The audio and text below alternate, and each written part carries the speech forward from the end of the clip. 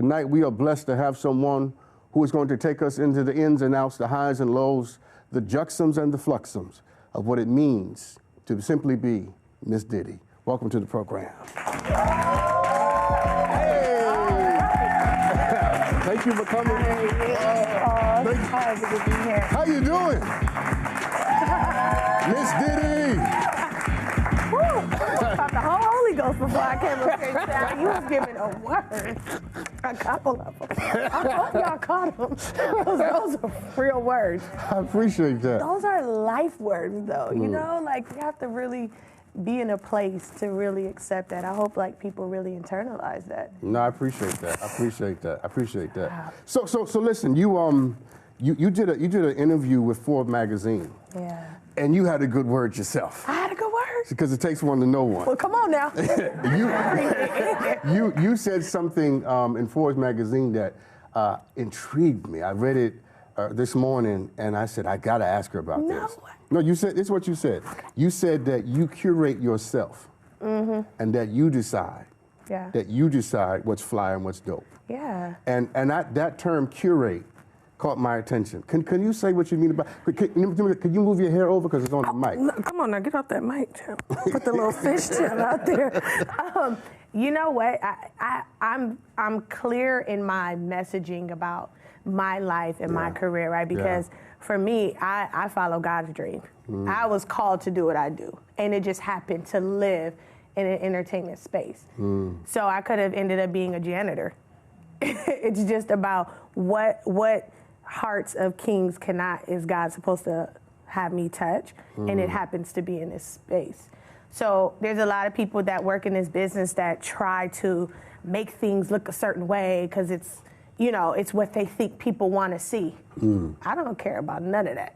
You know, like I really live the life that I live and the lifestyle that I live, and fortunately, it's what the world of middle America wants to be a part of. Yeah. And I understand the power in that, and I don't allow anyone to make me think that there's no power in that. That's rich. That's rich. No, yeah, absolutely. What's so good about that is the idea that tonight what you're going to help the audience realize and do is how much power and control they actually have. Sure, Doctor. You know, and when you use that term curate, you know, people don't understand that you curate your day. You decide what gets admitted. Sure. You decide what must be rejected. Yeah. You decide what phone calls you'll take, what texts you respond to, what emails will affect you.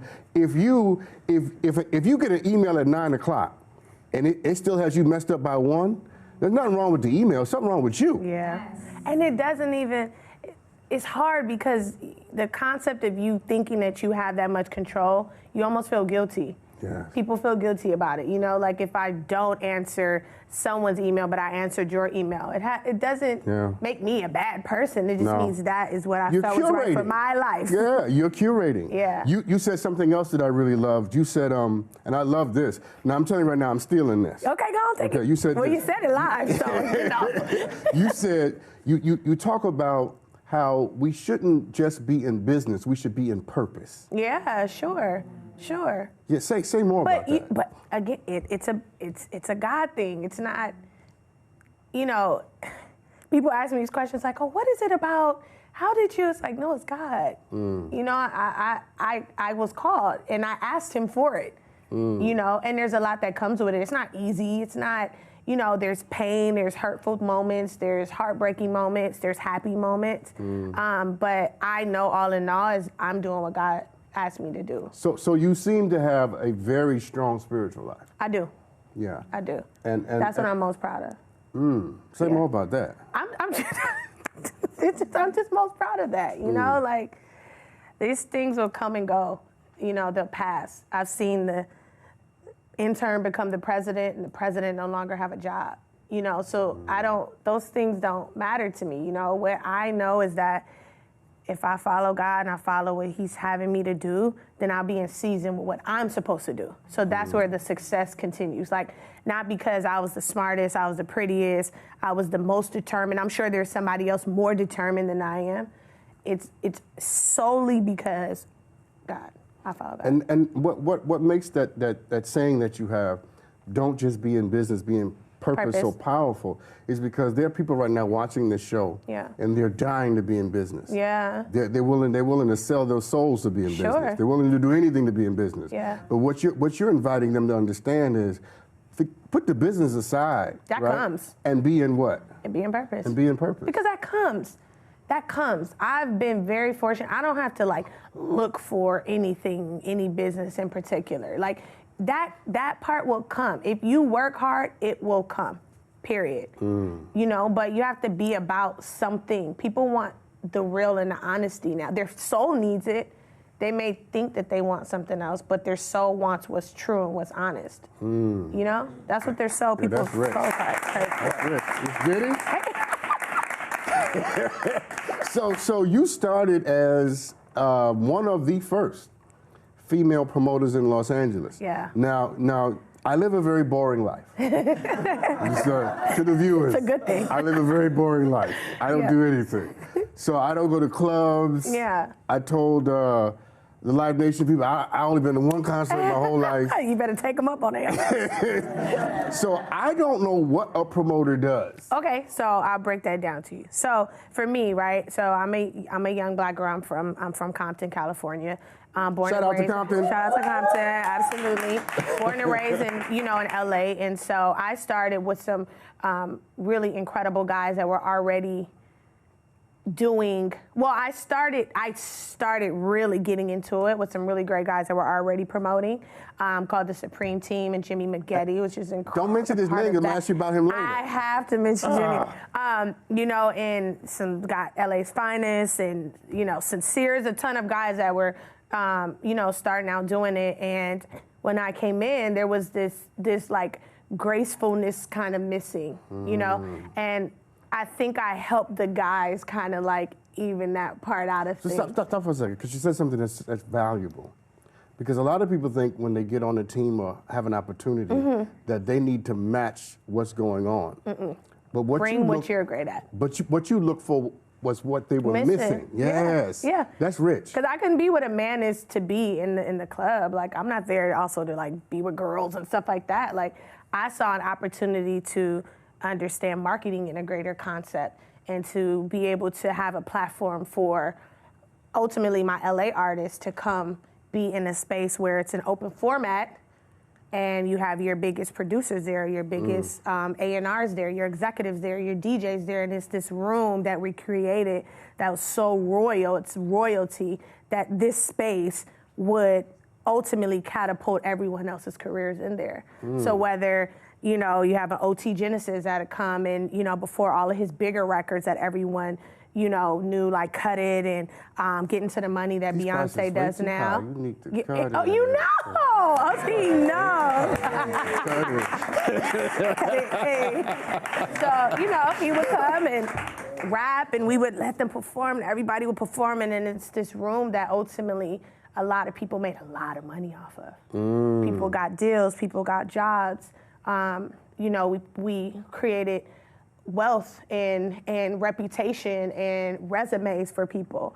That's what I saw for it. I mean, just from creating a room, a space, an environment, it amazes me how life will honor the simple thing. Yeah. If you put everything you have into it. Yeah, I saw the value in that. I saw it, and I didn't know how to like say it out loud, I think, verbally a lot of times. I think we all didn't really know how, but I saw the value in that, and that's when I became a lot more assertive in business. Like, nah, this is too valuable. Y'all not gonna play us on that. I'm gonna ask you a question that you get asked all the time. What's the question? So forgive my cliche, predictable, banal question, but it's an important question. Okay.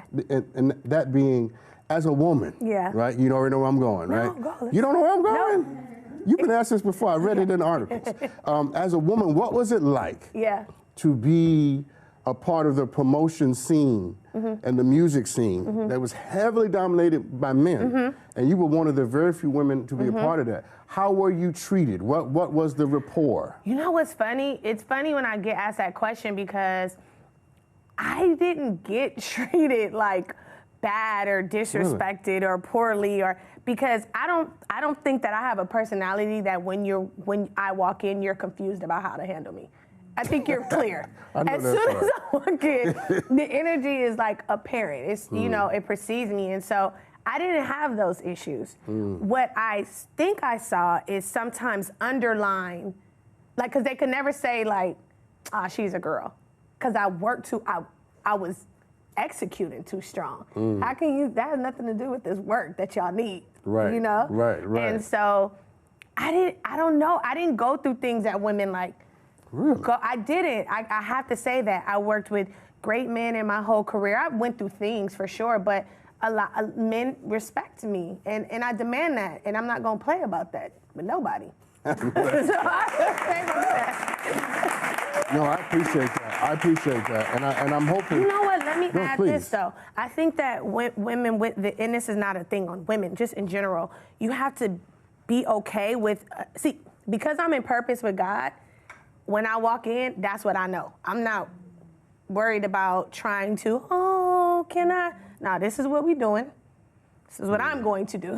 This is how it's going to work out. And I think that's why I worked well as an entrepreneur. Yeah. No, because I set those own standards and I put the pressure on myself to execute. So I didn't even need you to worry about nothing but the fact that what I was going to do was going to be stellar. No, it's a brilliant answer. And the only reason I was asking the question, because I wanted to follow up and ask you the more important question. I'm listening. And that is, how did you, because, let me set up the question back. Most people get stuck on feelings. Yeah. Right? They get stuck on feelings. So if you hurt my feelings, if you offend me, if you demean me, then I stop. Yeah. And what you embody is someone in an industry where your feelings could have been hurt and could have been disrespected. You're right. And what I wanted to know was, and still want to know, to whatever degree you can answer, is how do you overcome the feeling? You know what? I learned that you have to manage your emotions or they'll control your life. And you have to utilize your emotions as a tool versus something that you depend on. I think that being realistic is important in life. And a lot of people don't, which is, in turn, people are so feeling-based. And it's like, you're being so sensitive about nothing right now. What's the reality of this space that we're talking about right now? Yeah. And I also, my Auntie Deborah always tells me to kill your emotions. And not that you're emotionless or you don't feel, I get what you're saying. but that can't be the forefront of what we're trying to do. Because I always had a true intention in mind. My family has to be handled, my community has to be taken care of, my church has to be taken care of, and I have to build this legacy outside of what I even could dream it to be. So I couldn't worry about the feelings aspect. Of course, things hurt me or I was upset, but the bigger thing was, I gotta focus on this. Let me ask you a question. What's the most disrespectful someone's ever said to you in your line of work? Ooh. Said to me? Oh. I don't think nobody really be saying that to me. You got how your voice went? You know, people do good with the teeter. Definitely not to my face. Yeah. Because for me, it ain't even real until you have it. I'm an adult. I'm not playing these ghetto games, you know? I'm not a teenager. Yeah. You know, I was a hothead really growing up. So like, if it's not said to my face, it really didn't happen. So I don't even know if anybody said anything really disrespectful to me. Well, you know what? Let's keep it right there. That's good. That's good. Because disrespect is also relative. You know what I mean? Because it's like, I may not view it as disrespect. I might be like, girl or boy. And it's like, it's not disrespect because you're operating not even on a higher level. You're just operating down here, so you thought that was disrespectful. You know how good that was? That was good. It reminds me of a story. My mom came to school with me one day. Yeah. A teacher had said something and it was disrespectful. Yeah. And you know, my mom was a hothead. Yeah. My mom was to burn down the village and ask questions later. Yes. Yeah. I think that was. You know, but she came to the school and I thought she was just gonna, get to it. But she was very reserved and demure. And when we walking out, I'm looking at her like, who are you? What just happened? And my mama said to me, she said, I could have took his head off. About to say that, dude. She said, I could have took his head off She said, but I didn't take his head off so that you can take it off later in the classroom. Oh, I like her. You can take it off. But you know what? I got to speak to that. I also learned early on, see, I like power. Power is important to me. So when you have power, it's dangerous because you have to be responsible with it. So what I do understand is being meek, right? Meek shall inherit the earth. Yes. And meek is having your power under control. So